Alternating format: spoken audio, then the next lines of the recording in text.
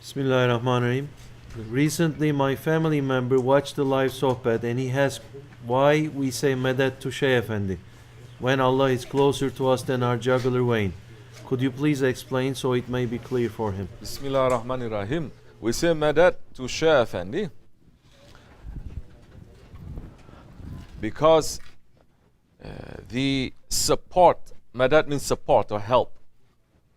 The help of Allah comes through those ones that He loves, and those ones that He commands us to love, and those ones that He says, reach to them if you want to reach to me, love them.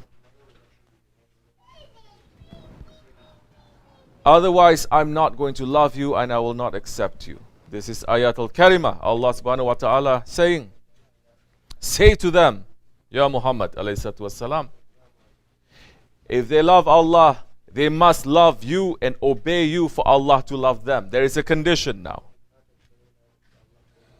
That is a condition. So, when we say Medet, never in our minds we are saying Medet and we're asking help from other than Allah. We're asking Allah directly through those ones that He has commanded that we ask from. So, that is the secret, but that is also something which is very open. Because our shahadat now is not just stopping at Allah.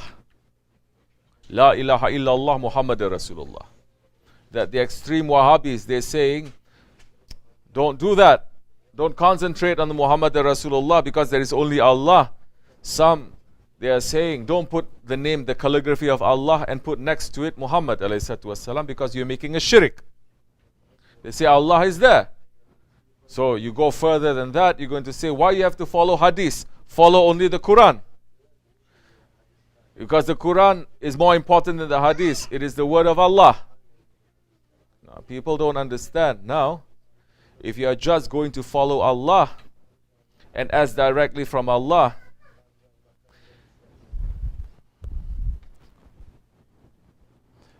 you are now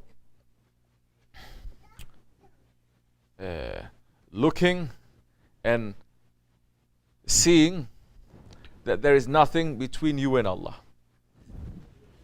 When in reality, Allah subhanahu wa ta'ala has His holy prophet in front.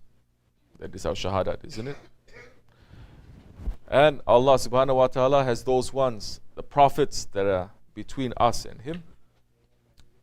And Allah subhanahu wa ta'ala has so many friends. This holy beloved ones to Allah subhanahu wa ta'ala, they are not there to block us from Allah. They are there to bring us closer to Allah. They are there to guide us to Allah. No one ever thinks that because I live in America, no one ever thinks I can see Obama whenever I want. I can just go to the White House because I'm an American citizen. He is the president here. I can go anytime that I want. Nobody ever thinks that way. If you do, then you're a crazy person. But if you want to approach now to the president, you have to, you can try reaching Obama by yourself. I'm not saying it's not impossible. It's possible, but it's going to be very difficult. Right? Or the easy way is if you know someone who knows him. You know someone that can hold you and guide you to make your journey easier, faster. Because in reality, there is not just us and Allah. There are so many veils between us and Allah. There are so many veils between us and the sun. There's so many veils between us and the moon. There's so many atmospheres between us, separating us from this physical world. And we're talking about the creator of everything. And there are no stages between us and Him. There is. Tariqat is to remove, helping us to remove those veils, separating us from Allah subhanahu wa ta'ala. And removing the veils and holding on to the ropes. Isn't this ayat? Ayatul Karima. Allah is saying, hold on together to the rope of Allah and do not separate. Who can say that the best rope to Allah subhanahu wa ta'ala is not the Holy Prophet? It is. But the Holy Prophet physically he left from this world. Spiritually he's still here. And he has spiritual successors. These are called the waris, that we hold on to them. We're holding on to the Prophet. We're holding on to Allah. Look.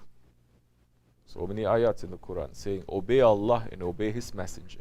Obey Allah and obey His Messenger. Obey Allah and obey His Messenger. Obey Allah and obey His Messenger and obey your rightly guided leaders. This is an order from Allah subhanahu wa ta'ala. Why, if you're obeying Allah, you need to obey the Prophet? So many squareheads, they're saying that that is a shirk. You obey only Allah, not anything else than Allah. But Allah is saying, obey Allah, obey the Prophet, and obey your rightly guided leaders. Those leaders that is going to bring you to the Prophet and to Allah subhanahu wa ta'ala. So, this is for people who thinks, people who understands, people who has intelligence. People who don't, then they're going to say, no. It's only between me and Allah. Allah is closer to us than our jugular vein. That is true. But we are very far away from Allah.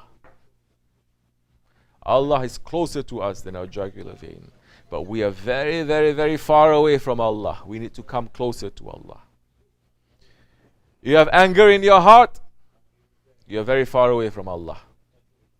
You have envy in your heart, you cannot even enter into paradise, let alone to approach Allah. You have stubbornness,